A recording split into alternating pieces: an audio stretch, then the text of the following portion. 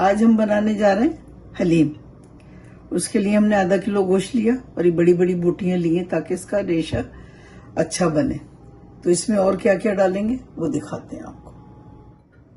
अब हम इसमें डालेंगे 1 कप गेहूं। इसको रात को भिगो के रखेंगे ताकि ये सुबह तक बहुत अच्छी तरह से फूल जाए। और आधा कप डालेंगे इसमें जौ, और इन दोनों को मिलाकर हम भिगो देंगे पूरी रात के लिए। वैसे तो आप 3-4 घंटे भी भिगो सकते हैं, लेकिन इसका बेहतरीन रिजल्ट के लिए आपको रात को भिगोना बेहद जरूरी है।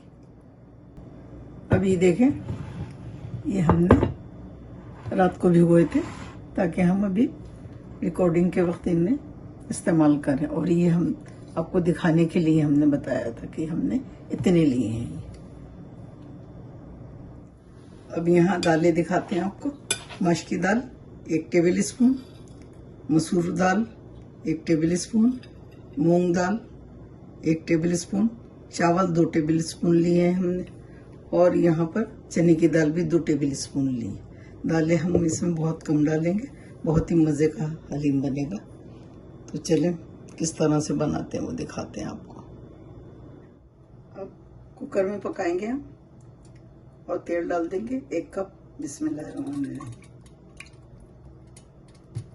और 1 मीडियम साइज की प्याज है ये डाल देंगे, लेकिन इसको गोल्डन नहीं करेंगे, आधा गोल्डन करेंगे, सुपैसी रहेगी। फिर हम इसमें लहसुन अदरक डालेंगे।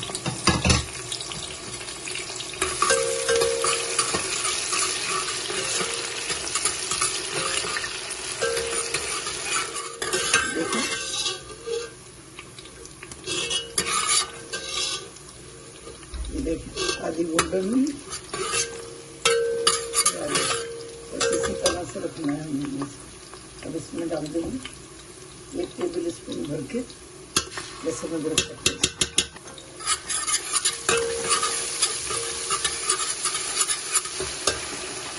और डाल देंगे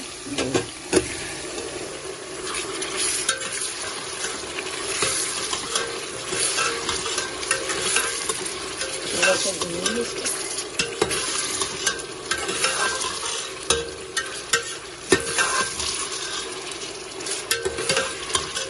और इसमें डाल देंगे ये मसाले। 1 टेबल स्पून लाल मिर्च का पाउडर लिया है, धनिया पाउडर 1 टेबल स्पून, हल्दी पाउडर 1 टीस्पून और नमक 1 टीस्पून।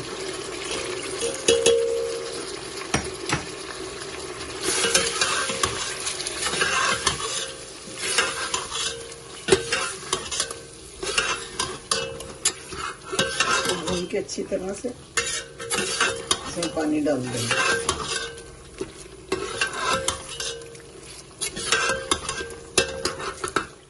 अब 2 टेबल स्पून डालेंगे इसमें दही।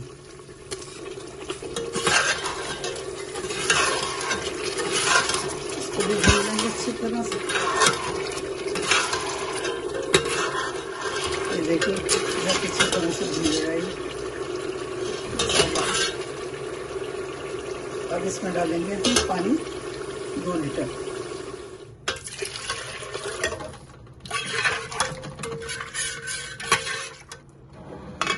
अब लीड लगाएंगे कुकर की। 4 सीटियां आने तक हम इसको तेज आंच पे पकाएंगे। 4 सीटियों के बाद हम इसको मीडियम से भी कम आंच पे कर देंगे और तकरीबन 1 घंटे तक पकाएंगे। अब हम डालेंगे ये जो हमने भिगो कर रखे थे जौ और गेहूं, और इसके साथ ही ये दालें डाल देंगे। ये भी हमने 1 घंटे पहले भिगो दी थी। आधा टीस्पून नमक, आधा टीस्पून हल्दी, और इसमें भी 2 लीटर पानी डालेंगे।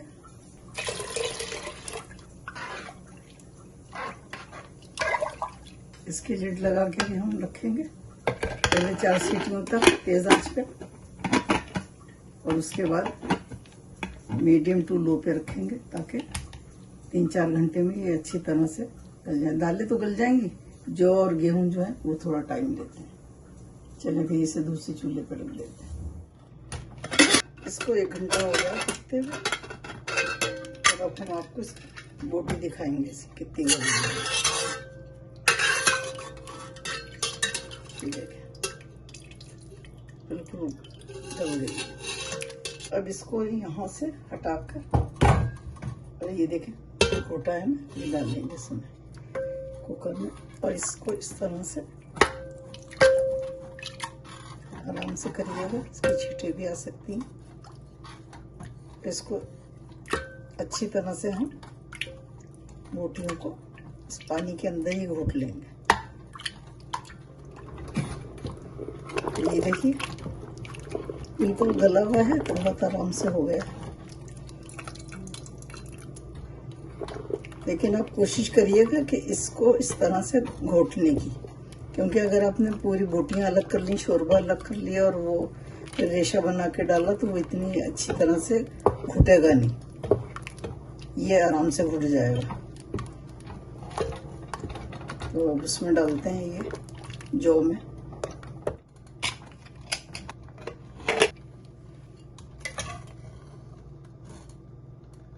ये देखिए बिल्कुल अच्छी तरह से गल गया है।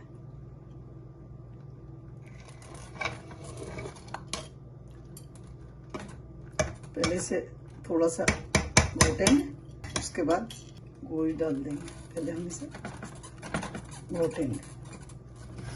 अब ये देखिए काफी घुट गया। अब गोई डाल के इसमें घोटेंगे। सारा डाल देते हैं गोश्त इसमें।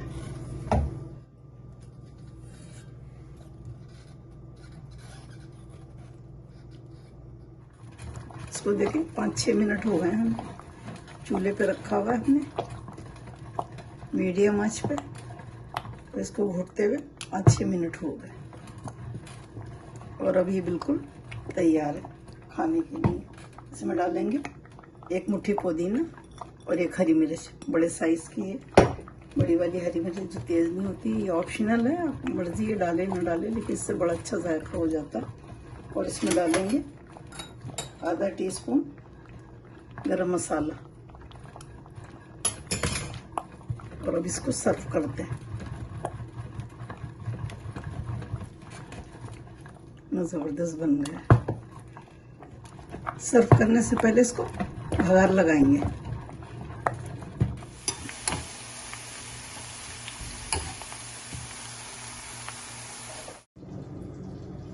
अल्हम्दुलिल्लाह हलीम तैयार है खाने के लिए।